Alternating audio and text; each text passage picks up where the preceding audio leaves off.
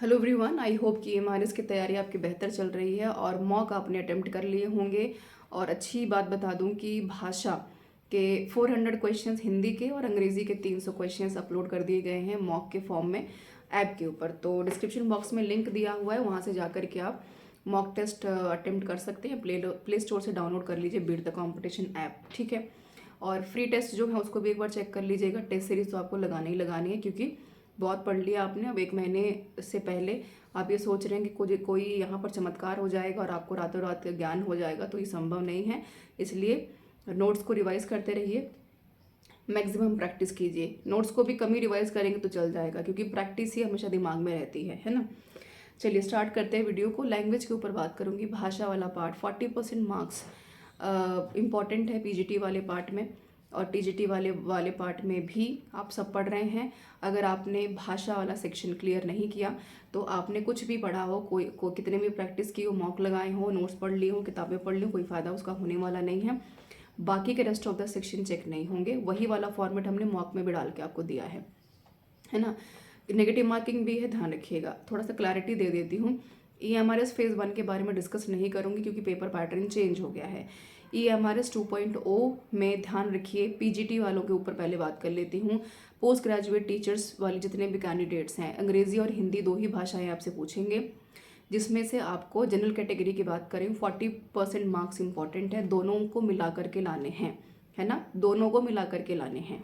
चाहे आप 10 में से 8 ले आइए हिंदी में, चाहे आप 10 में से 8 ले आइए अंग्रेज़ी भाषा में, है ना। EMRS फेज़ 1 में ऐसा नहीं था, 2 में इन्होंने चीज़ें बदल दी हैं, ठीक है। यानी कि अगर आप 20 में से 8 नंबर ले आते हैं अंग्रेज़ी में से चाहे हिंदी में, दोनों में से मिला करके, चाहे 2 सवाल सही कर दो हिंदी में से, बाकी 6 सवाल यहाँ पर अंग्रेज़ी में, तो भी आपके 8 नंबर आ जाएंगे 20 में से, तो क्वालिफाई कर जाएंगे, है ना। प्री वाला पेपर ऊपर के सेक्शन तब चेक होंगे। बिल्कुल सेम फॉर्मेट में टीजीटी वाला पार्ट है। 30 नंबर की पूछी जाएगी हिंदी अंग्रेज़ी।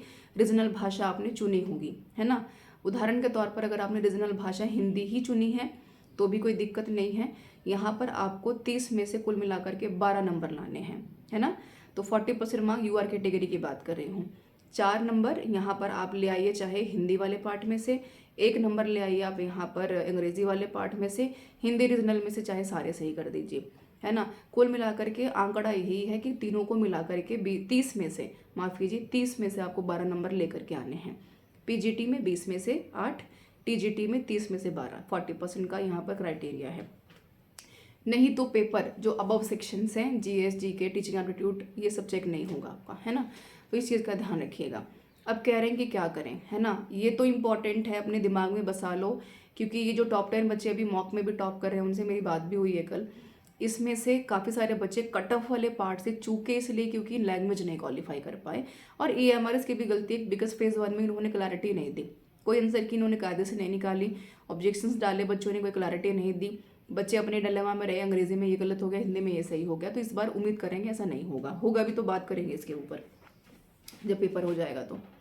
अब क्या करें, देखिए प्रैक्टिस कीजिए। हिंदी की कोई भी किताब आपके पास है, ग्रामर पोर्शन मिस मत कीजिए। बहुत कॉमन क्वेश्चन पूछते हैं, लेकिन जब सवाल ज़्यादा आसान होते तो दिमाग कम काम करता है, लेकिन तेज़ तब करेगा जब प्रैक्टिस करेंगे।